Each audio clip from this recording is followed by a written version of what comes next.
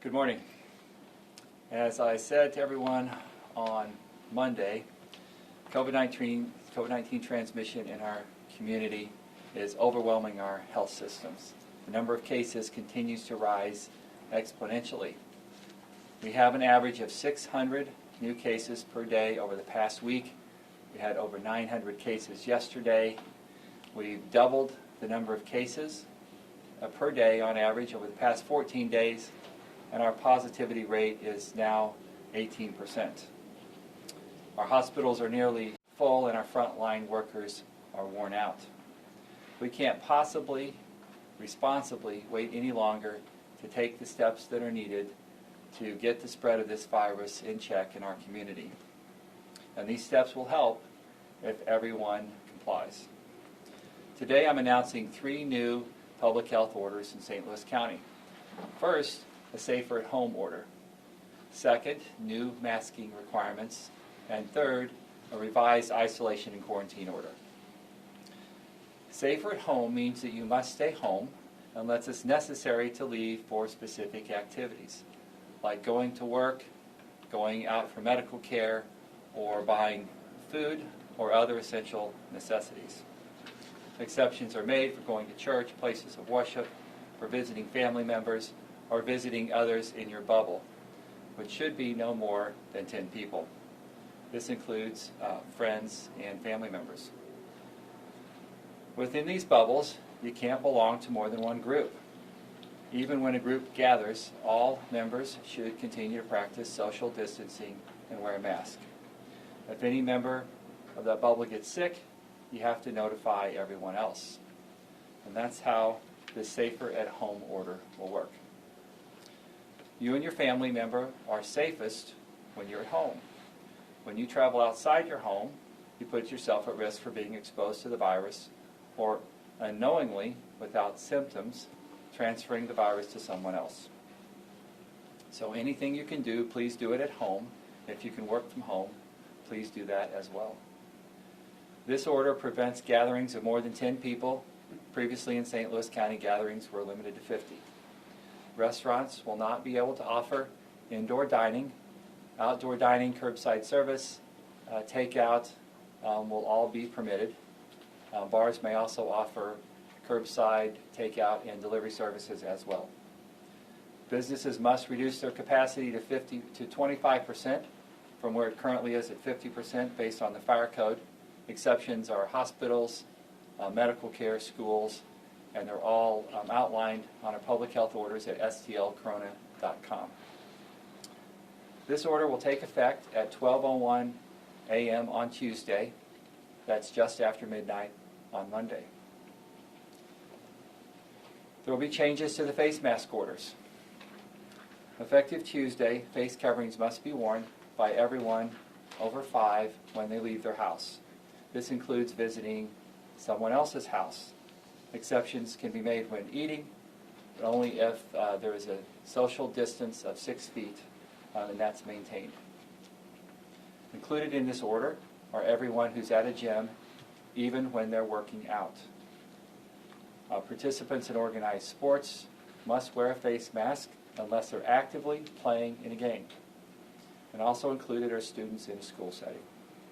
Exceptions are made with students who have medical conditions, students in a PE class or a music class, but they must be social distancing.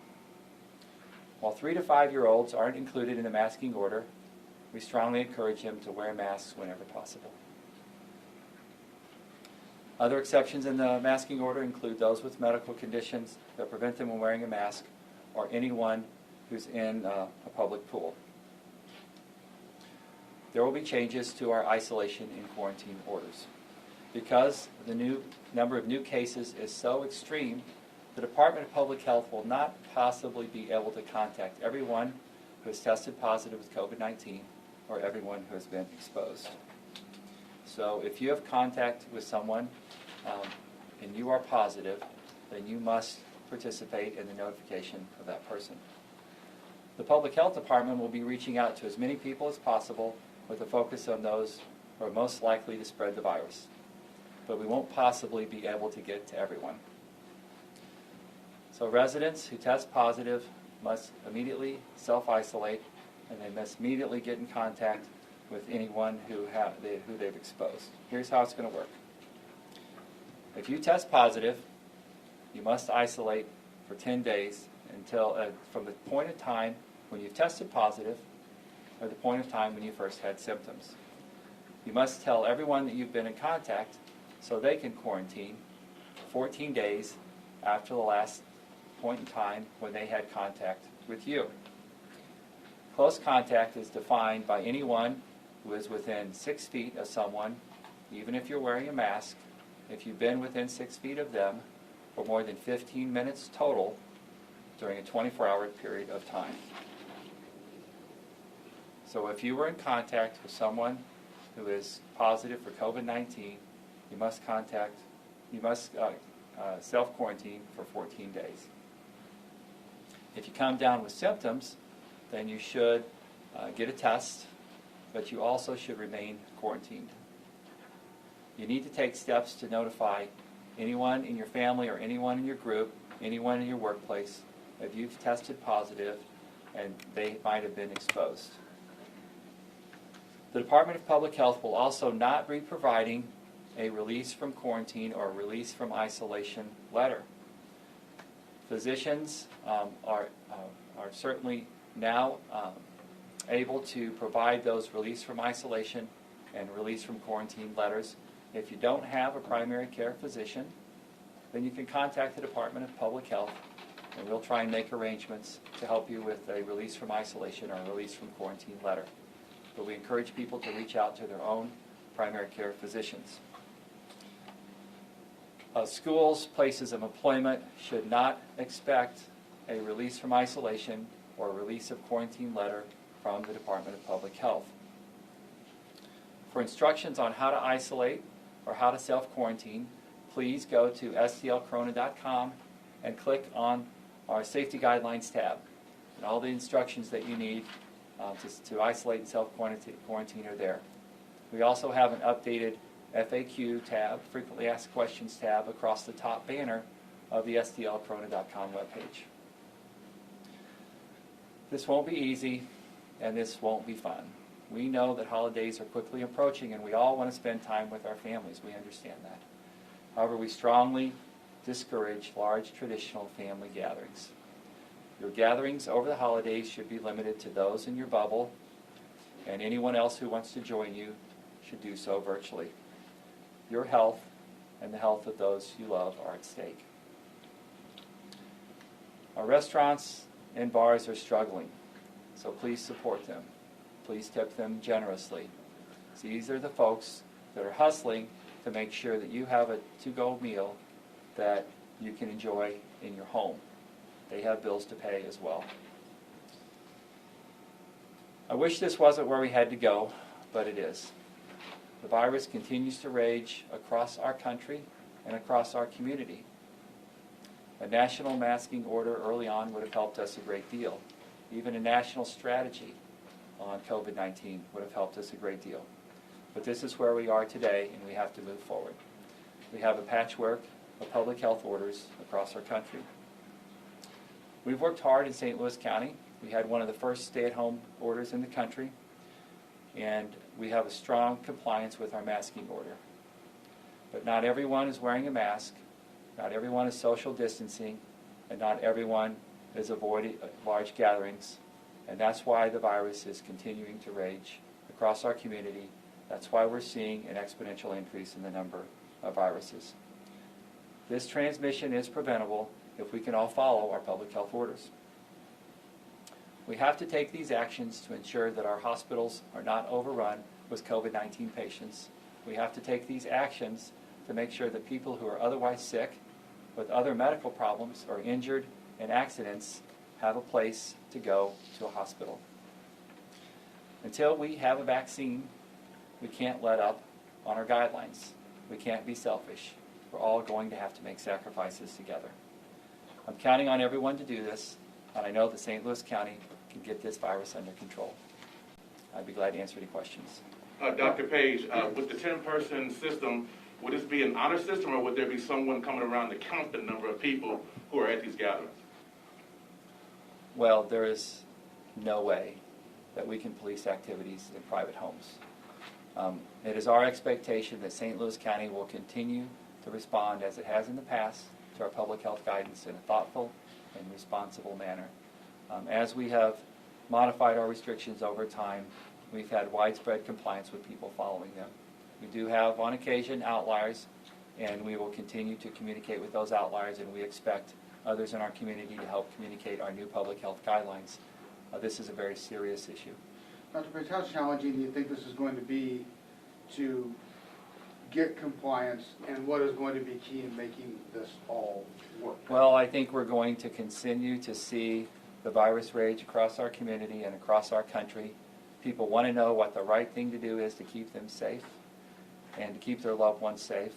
And as these orders take effect on Tuesday morning, people are going to come to understand why we have to do this and why this is important. We will continue to communicate as much as possible through the media, through others, through other groups who are working very hard to help us spread the word, especially those in the medical community. But we need everyone to recognize where we are and to take this very seriously. Just for clarity, are churches excluded from this 10-person limit of 25%? Now, churches would have always followed under the business capacity limits of 25%, but I will tell you that most churches are now virtual with very little in-person service. Religious institutions, faith-based organizations are leading the pack on being responsible and protecting their members. I expect them to continue to do so. You mentioned masks. Oh, sorry. No, good. I was going to say, you mentioned masks are required in gyms as well. What about if someone's exercising outside or running outside in Forest Park or something? The question about masks in gyms. Masks are required for any indoor activity, including exercise. If you're out socially distant from others and exercising, then you don't need a mask if you're socially distant. Dr. Page, a lot of schools have gone back to virtual learning. Some are continuing with an in-person component. Given what you're saying today about the seriousness of the virus, is there any guidance you would give to families or schools about whether or not they should be still holding in-person learning? Yeah, so we're working very closely with our superintendents. We understand that learning and education is unique. We're trying to remain as flexible as possible to allow that education to move forward, especially for younger kids and especially for kids with special needs.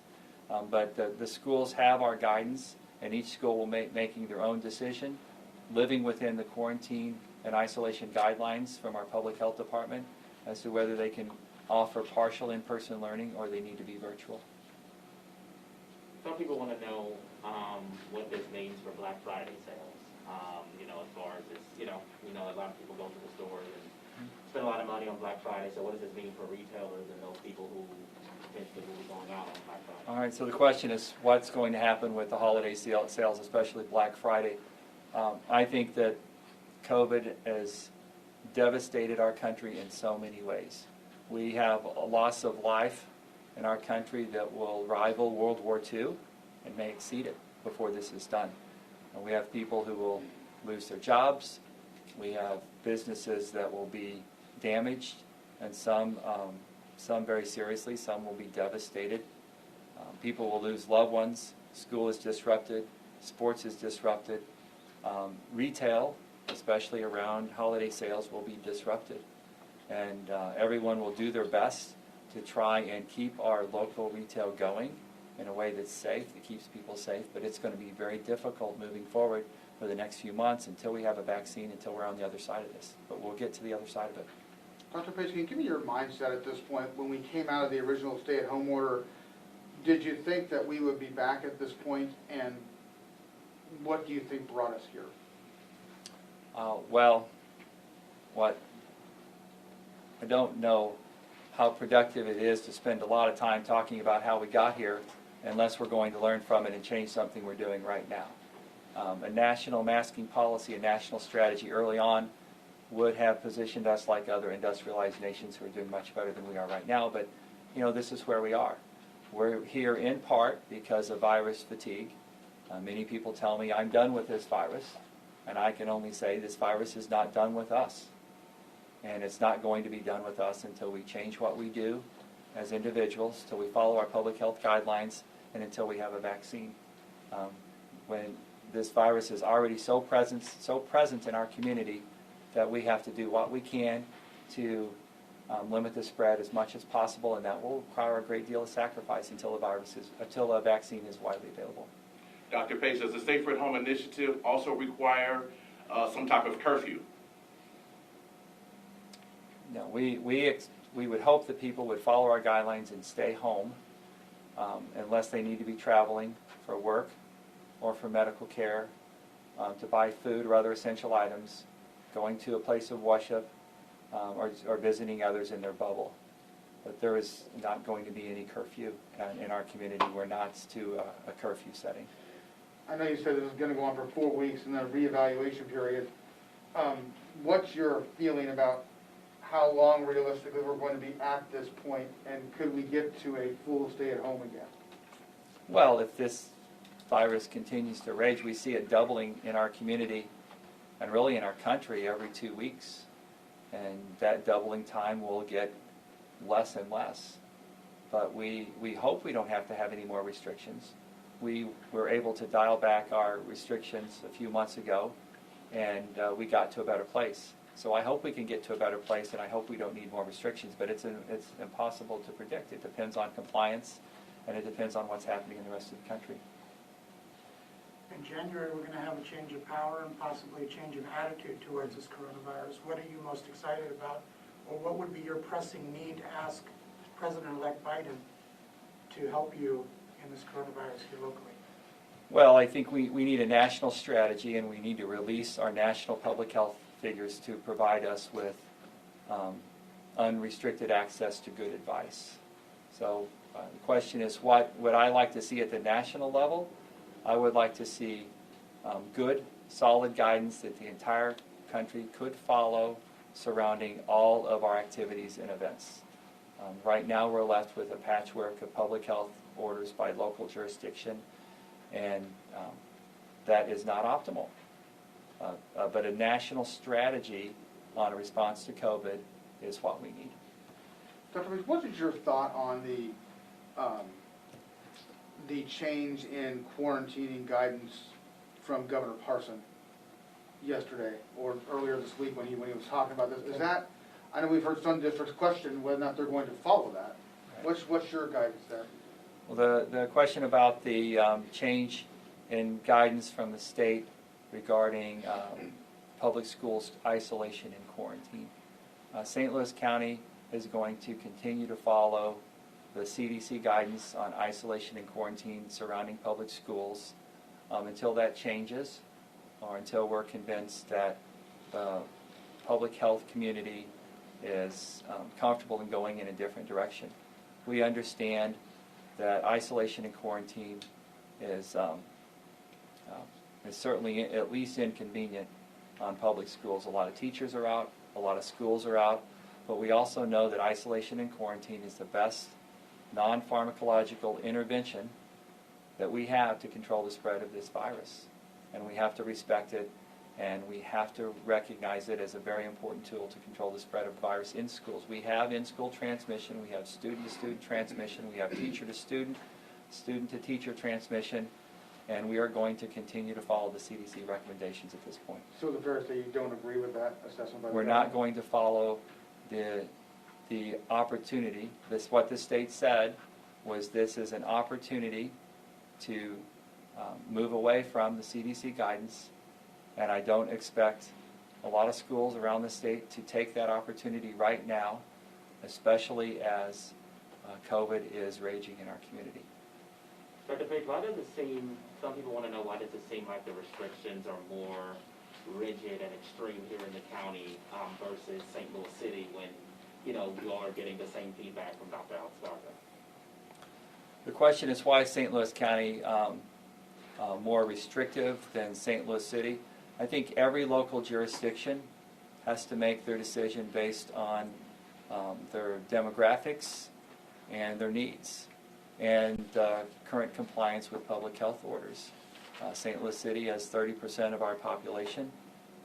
St. Louis County had the first case in the state.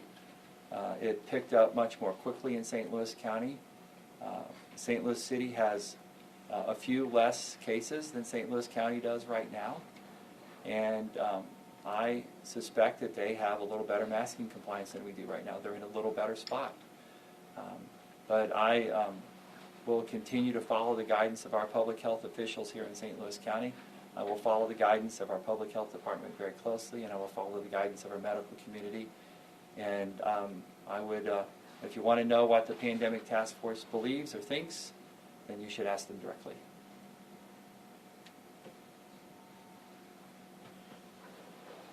Any other questions?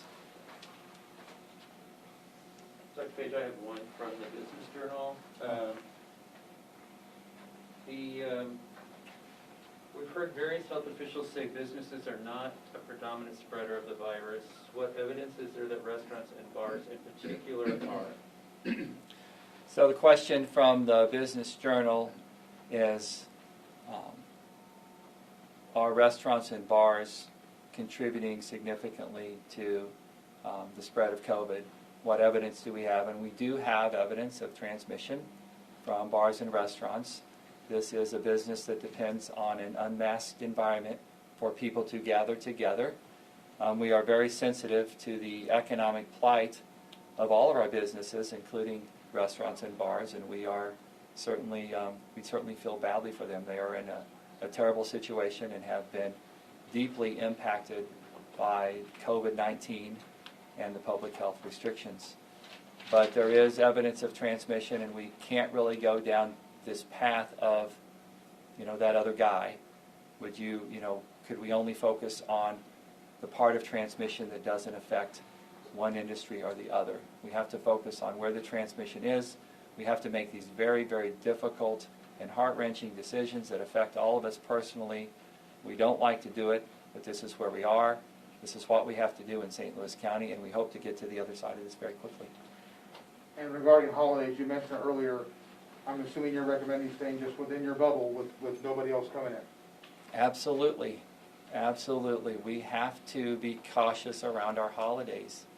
This is not going to be a holiday season like anyone has seen in the past 100 years. We have to limit our gatherings, and we have to limit gatherings in people's homes, especially in people's homes indoors, to less than 10 people and to people who are in your bubble. And folks that are traveling in and out of the community are at grave risk to bring COVID to others or to pick up COVID and take it back to their home community. And we have to take this very seriously. And we do recognize that limiting holiday gatherings is going to be very difficult. It's going to be very different. It's a great hardship, but it is where we are for the next few months until we get to the other side of this. And there is another side, and we will get there. But the next few months is going to be very difficult for everyone. There will be a great deal more loss of life, and there will be a great deal more sacrifice that's required in our community. But this is where we are, and this is what we have to do. And we're going to see things like this happening, restrictions like this happening across the state and across the country. It's what we have to do to stop this virus that is raging in our community. Dr. Page, does this restriction not apply to gas stations and grocery stores? The question about this restriction not applying to gas stations and grocery There stores. are going to be more than 10 people in these places, so, I mean... Those places of business are limited to 25% capacity. Places of businesses are limited to 25% capacity. That includes retail, gas stations, grocery stores, and those sort of things. Okay. Dr. Page, I have one more follow-up from the Business Journal. How does the death rate compare now to early in the pandemic? Well, we have to, so the question from the Business Journal is about the death rate. The death rate is a lagging indicator of the raging virus in our community. The death rate is calculated when deaths are reported to the state and to the Department of Health, and deaths are not reported when they happen. Deaths are reported over time as a medical examiner gets the information together, and it follows by several weeks, at least several days, usually weeks, before we know what's really happening. So the challenge in following the death rate, and it is increasing across the country and even in our community, but the challenge in following it is that any change we make in a public health order, any change we make in behavior in our community doesn't really impact the case rate for about 2 weeks at best. And then following that is the death rate and the reports of those deaths to our public health officials and to the state, and then those reports back to the public. So the death rate is an extraordinarily late indicator of what's actually happening in the community. Any other questions? Okay. I'm sorry, I have one more, Sam. Right. From the Call newspaper, I think you've answered this, but I'll throw it out there. Will stores be closed if they are considered non-essential during the previous stay-at-home order, or will people just be discouraged from shopping there? The Call newspaper asked about store closures. We are limiting retail capacity to 25%. We are not at this time closing all businesses who would not be considered an essential business. We are encouraging everyone to limit their activities in the community to what they absolutely need, or to small gatherings within their bubble. But we are not closing any retail or any other businesses. At this point, we're limiting all businesses to 25% capacity, with the exception to indoor dining in bars and restaurants, and that's going to be prohibited under these current orders. Is there any way to enforce that though, Dr. Page? The businesses to accord with that? This kind of a Well, we've always had the ability to enforce public health orders. They will be driven by complaints, and we will review those complaints and we'll take them on a case-by-case basis. There's certainly challenges in enforcing any of our public health orders. We've worked through those challenges and we will continue to work through them. The vast majority of people in St. Louis County are watching this virus rage in our community. They're watching their loved ones impacted by this. They're watching what's happening in the country, and they just want to know what they need to do to be safe so they can do it, and we expect that's what will happen. Okay, thank you. Thanks, everybody.